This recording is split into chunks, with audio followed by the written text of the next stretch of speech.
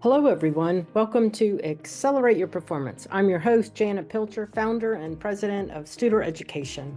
Last week, I spent time with our partners and met new educational leader friends at the American Association of School Administrators Conference. Dr. Pat Greco and Dr. Dee Dee Ashby on our team were lead faculty for several AASA leader cohorts. Also, it was great to see so many of our partner superintendents graduate from some of the leader cohorts. Congratulations to them. And a big thank you to AASA for the difference you make in our profession. Thank you for the hard work of putting on the conference and for the work that you do each and every day to support us in the educational field. As we think about the episodes that we've been engaged in over the last several months as we've entered the new year, and if you ask me to narrow down one theme from the conversations with the superintendents and executives, I'd have to say feedback loops. What do I mean?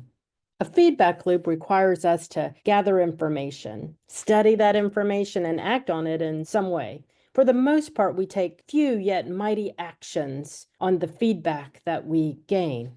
And then we continue to gather information as we're taking that action. We continue to study what is occurring.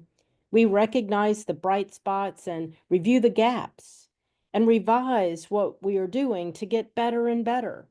And when we see an action, we work to scale that across the organization when we see it working. And guess what? When we see it working and apply that action that is working, we still continue to apply feedback loops. You've heard from our organizational partners that there are two key tactics that they believe are significant to gain input and apply feedback loops with their teams. They administer our surveys and engage in a survey rollout process to move input to action.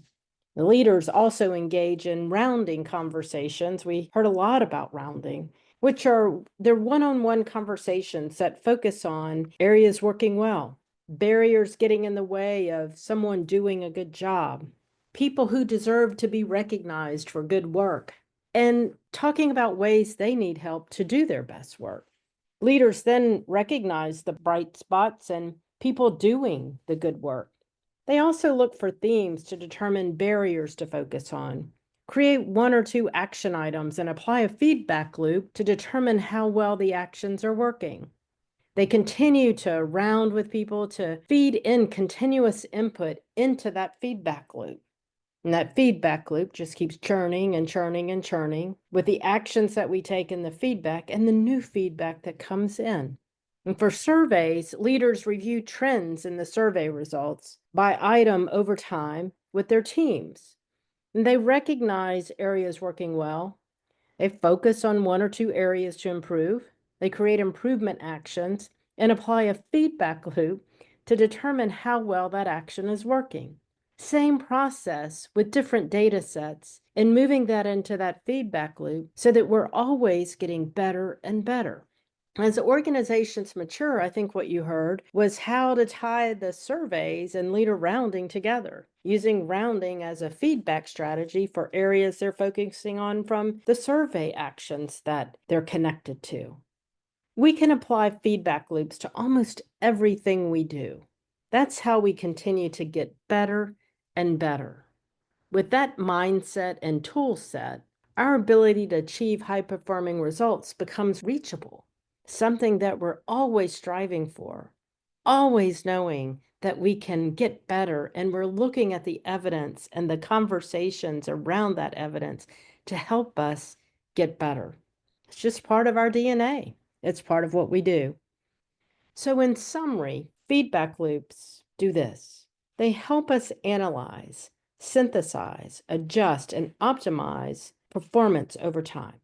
Feedback loops help us make more informed, data-focused decisions that continue to be assessed and improved.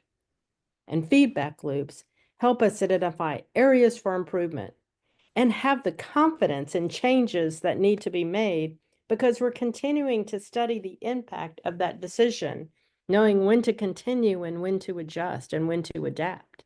I appreciate the time that the superintendent spent with me to focus on leadership excellence and what has transformed their organizations. Their stories are powerful. If you haven't had a chance to listen to their impact stories, I encourage you to take a moment and listen.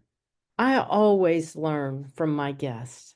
Feedback loops are transferable to everything we do. That's how we get better. I hope you think about how you can build this line of thinking into your organizations so you can be at your best every day to help others be at their best. And when we do, our students will achieve unbelievable results. To hear more stories, join us for 2.5 hours a day on April 15th, 16th, and 17th for our virtual conference. We will host some of our best leaders offering mini master classes and being part of superintendents' panels. We'll talk about feedback loops and the impact that they have made with applying those feedback loops and applying tools and tactics that have helped them achieve unbelievable results. And to learn more, just connect to studereducation.com/events. I hope to see you online. And as always, thank you for tuning in to Accelerate Your Performance. I hope you all have a great week.